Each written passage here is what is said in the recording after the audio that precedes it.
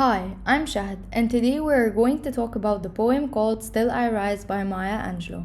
Before I start highlighting the literary and language devices, I first want to talk about Maya's life. Maya Angelou has been an inspiration for many people. She represents Black history very well. Throughout the years, she had received many awards, including 2 NAACP awards. She left a mark on the world, proving the rights of African Americans. Maya was born on the 4th of April 1928. When Maya was 3 years old, her parents fell out of love, so they decided to get divorced. Maya and her older brother went to live with their grandmother on their own for 4 years.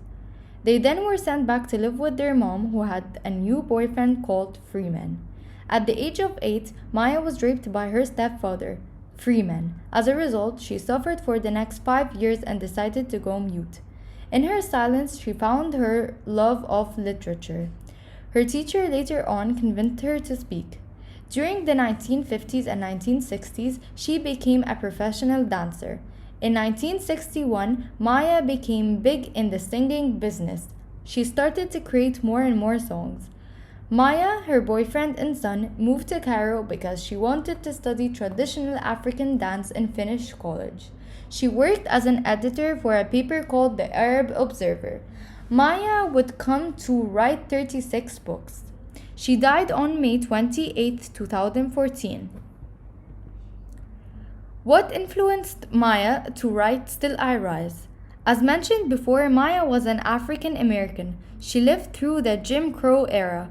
These were the worst periods of U.S. history. At this time, many African Americans were denied.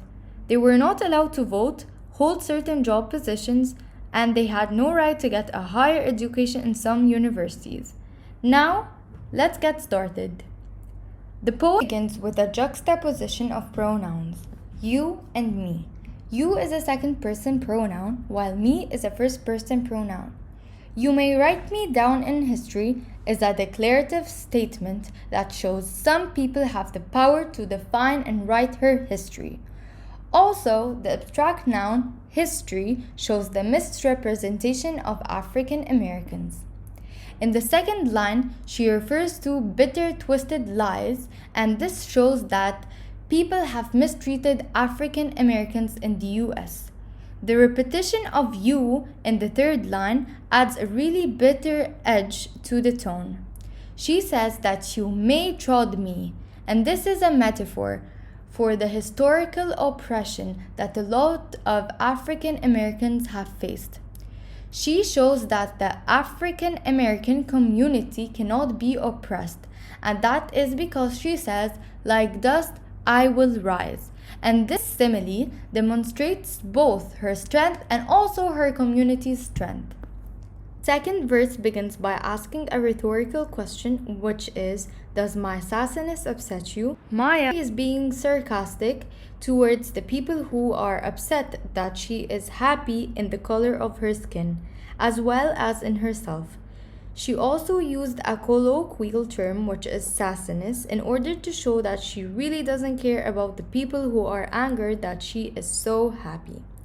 Then she asked another rhetorical question, which is, why you beset with gloom? This rhetorical question shows that some people are so hateful, especially when they see how happy she is. There is a simile in the third line, as she used the word like. This shows how confident she is. She felt like oil tycoons, very bold and confident, even though she didn't have that type of wealth. In the third verse, she refers to the moons and the suns. This is a celestial imagery, which shows her love for herself, her heritage, as well as her skin color. Maya wants all African Americans to be proud of who they are. She says, just like hopes springing high. Both the personification and alliteration shows that Maya's hopes will never be taken away from her because she is persistent. She is seeing herself as being part of a very beautiful culture. She then repeats the title, Still I Rise, and that is because she is reminding herself that she has the power to rise. Maya asked another rhetorical question at the beginning of the fourth stanza. Slave drivers want to see her broken, and they also want to reduce her self esteem. Both had lowered eyes are actions that go with low self esteem. These verbs emphasize the sense of subservience that her oppressor wants from her. There is a simile in the third line, and its purpose is to show that many people would have felt hopeless if they were in the same situation as African American.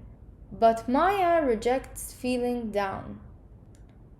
Maya used language related to the semantic field of sadness, which is teardrops cries. She refuses to be unhappy, and instead, she is very happy. My is a possessive pronoun. Maya used this pronoun to show people that she is in control of her happiness, whereas the word haughtiness reveals how confident and proud she is. She then uses an imperative sentence. Don't you take it awful hard. She is basically giving orders to her oppressors to not be angry. There is a simile and alteration in the sentence like I have got gold mines because Maya feels really unique and wealthy in her skin color. In line 20, she uses colloquialism, diggin, and this shows that she is playful. She mentions many violent acts such as shoot, cut, and kill. All of these are semantic field of violence. In order to be able to talk about words, eyes, and hatefulness, Maya starts using the rule of three.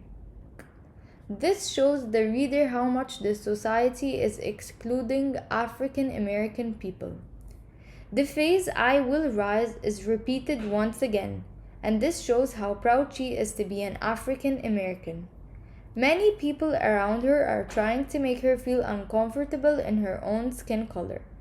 But the repetition of this sentence indicates that no matter what they do, she will always be proud of herself and happy. The simile demonstrates her flexibility and adaptability. In line 25, she repeated the same possessive pronoun, which is my. She said my sexiness, and that indicates how proud she is. Her reference to sexiness shows that she sees herself very beautiful. There is a simile and alteration in the sentence I dance like I have got diamonds, because this shows her cheerful energy. She also refers to her dancing like she got diamonds at the meeting of her thighs. African American people are known to be stronger and larger in size than other people. So this alteration, meeting and my, refers to all African figures. Maya is proud of her body, and not only that, but she also loves her big African body. Huts of history is an alteration that refers to the slave trade.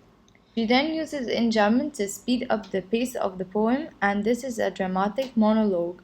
She repeats the title of the poem, I Rise.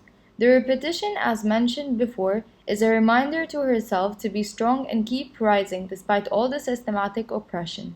There is a metaphor in the sentence past that is rooted in pain, and it makes reference to the suffering of African American people as they went through slavery and slave trade. I am a black ocean is also a metaphor. However, she used this metaphor since it represents the color of her skin as well as her history. Welling and swelling are present continuous verbs. Their principal aim is to show that Maya has a lot of energy. In line 35, the author talks about the nights of terror and fear. Now, this metaphor is a reference to segregation and also to the racist groups. It shows the real challenge that African Americans faced in America. There's an oxymoron, nights versus day, and she ends with a promise of the future. In line 39, she mentions my ancestors' gifts, which is a connection to the fact that the United States has typically relied on slave labor to create the nation. So these are gifts from her slave ancestors. She also used the rhyming words gave and slave to emphasize that despite her dark past, she is emerging like a phoenix from the ashes. The dream has two clarifications in line 40.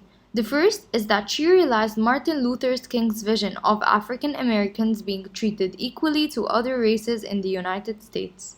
The second sense refers to her definition of the American dream. Maya was trying to explain that she is living a very unique type of American dream. She is being extremely proud of who she is and her history. That's it. Thank you very much.